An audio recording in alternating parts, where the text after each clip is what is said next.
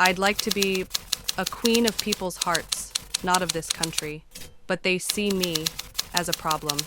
I know. My husband is planning an accident in my car, brake failure, a head injury, all to make the path clear for him to marry again.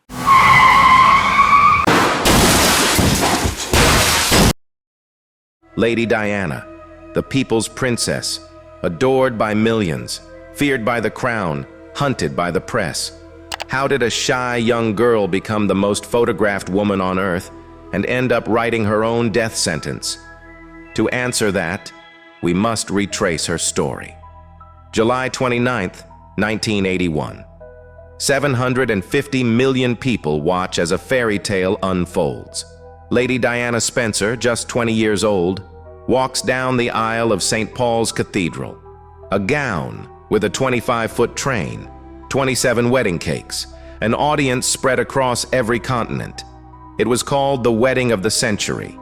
But inside the palace walls, the cracks were already showing. Years later, in an interview that shook Britain, Diana revealed the truth. There were 3 of us in this marriage, so it was a bit crowded. A quiet confession, a sharp dagger aimed at the fairy tale itself. The shadow of Camilla Parker Bowles had been there all along. Before she was the people's princess, she was simply Diana Spencer, the daughter of an old aristocratic family. From the outside, her childhood looked like privilege, but behind closed doors was a little girl who cried herself to sleep. Her parents' marriage was collapsing. Her mother walked out when Diana was just 6. The divorce became a bitter battle, splitting the Spencer home in 2. At school, Diana didn't shine with grades. She struggled with books, with exams. Yet where she faltered in classrooms, she flourished in dance studios. Ballet, music, swimming, they became her escape from a world that often felt cold. Teachers remembered a girl who wasn't loud, but when she smiled, the whole room noticed. And there was something else, something that set her apart even then. While other girls dreamed of tiaras and palaces, Diana dreamed of something different. She once said she never wanted to rule. She wanted to help, to heal, to make people feel loved. It was a small spark, almost invisible at the time. But that spark would one day ignite into a fire strong enough to shake the monarchy itself. In 1980, Diana Spencer was not a global icon. She was 19, a kindergarten assistant, reading stories to children, hands smudged with finger paint, her days filled with innocence and laughter. But fate was already watching. Across London, the future King of England was still searching for a bride, and when Prince Charles, 12 years her senior, heir to the throne, noticed Diana, the press sensed a perfect fairy tale. Overnight, the young nursery teacher became prey. Paparazzi camped outside her flat. Flashbulbs blinded her every step. Reporters even tore through her trash. The girl who once walked unnoticed through Kensington was suddenly hunted like quarry by an empire of tabloids. And then came the question that changed everything. Would she marry the heir to the throne? Her answer arrived in the form of a blue sapphire ring and a press conference broadcast to the entire world. Cameras rolled. Charles and Diana sat side by side. A reporter asked, "Are you in love?" Diana blushed, whispering softly, "Of course." Then Charles leaned into the microphone and delivered the line that would haunt their marriage. "Whatever in love means." The room laughed politely, but the world felt the chill. A moment meant to seal the fairy tale had exposed the first crack in the crown's illusion. If the prince could not even say he loved his bride, what kind of future awaited the shy young girl who was about to marry him? The world saw a fairy tale. Glittering tiaras, golden carriages, the kiss on the balcony. But behind the palace gates, Diana was living a nightmare.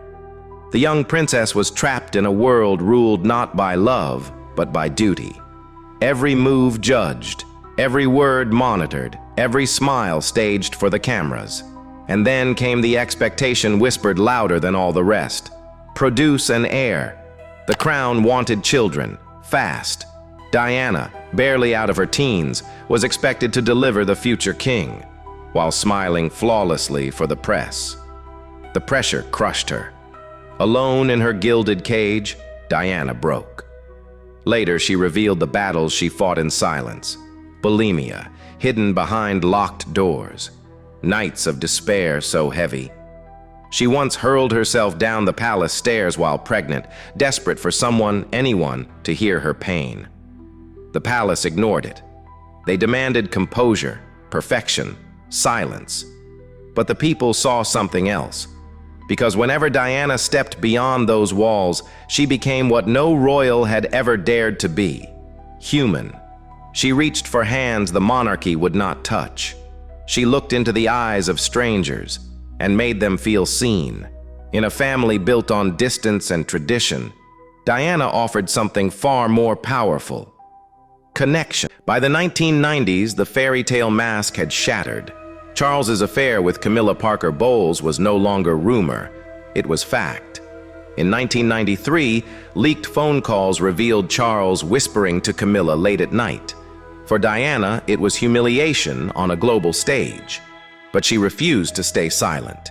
In 1995, she sat down for the BBC's Panorama interview, her voice calm, her eyes steady, her words devastating. There were 3 of us in this marriage, so it was a bit crowded. She spoke of loneliness, of betrayal, of her battles with bulimia. More than 20 million people watched in Britain alone, millions more around the world.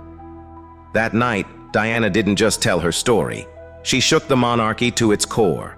And from that moment forward, she was no longer just a princess. She had become the crown's greatest threat.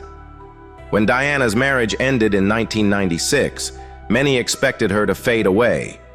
Instead, she was reborn, no longer a princess in chains, but a woman in control. She dazzled as a global style icon, yet behind the cameras, she was something far greater: a mother. She drove William and Harry to school, took them to theme parks, broke every royal rule just to give them a taste of a normal life. But freedom came at a cost. The paparazzi storm grew relentless. Every smile, every embrace, every stolen moment, hunted, captured, sold. By the late 1990s, Diana was no longer just a princess. She had become something larger than the monarchy itself, a symbol, an icon, and with every blinding flash of a camera, the danger crept closer. August 30th, 1997. Paris. Diana was 36 years old, finally free, finally smiling again. That night, she dined at the Ritz with Dodi Fayed, son of billionaire Mohammed Al Fayed. Outside, the paparazzi swarmed. Dozens of cameras, engines revving, hunters waiting in the dark.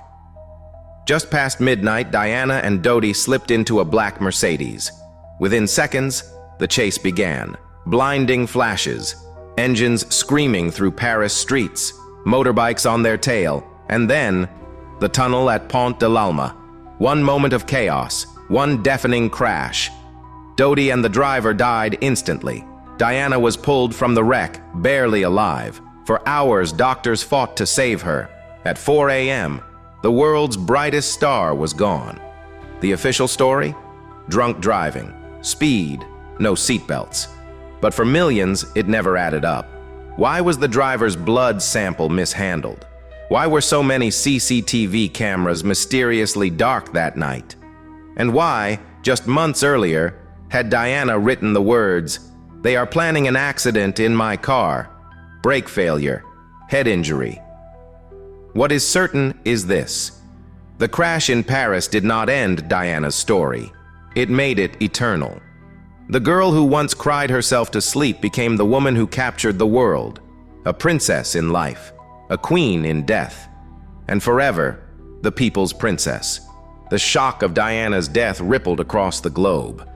But what endured was something far greater: her legacy.